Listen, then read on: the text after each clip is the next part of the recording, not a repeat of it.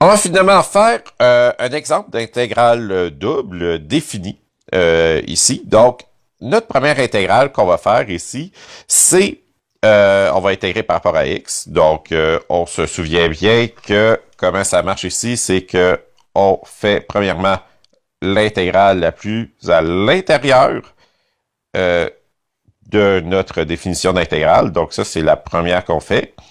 Et la deuxième, c'est le résultat de notre première intégrale qu'on va intégrer selon la deuxième variable qui est spécifiée ici, donc qui est y, avec ces bornes d'intégration-là. Ce qui est particulier ici, c'est que dans la première intégration qu'on fait, c'est que les bornes, la borne inférieure, c'est 1, ça, il n'y a rien de sorcier, mais la borne supérieure, c'est y.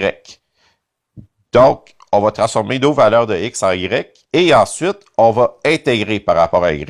Je vous ai réécrit notre if, donc on garde la même expression symbolique ici, donc y fois x à la 2. On va donc stocker la réponse dans fi2 ici. Donc c'est toujours la fonction integral. On a juste à l'utiliser une fois, c'est juste qu'on va lui dire d'intégrer deux fois dans la fonction integral.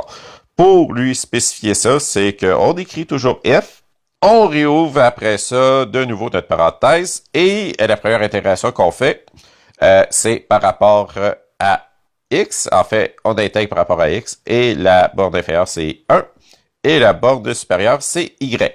On écrit ça de même et après notre premier tuple, comme je vous ai dit, ça résulte en un tuple, on écrit de nouveau une virgule et on définit notre deuxième intégration.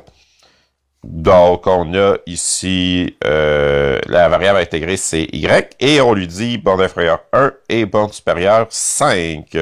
De nouveau, on écrit do it et eval f pour lui forcer à calculer.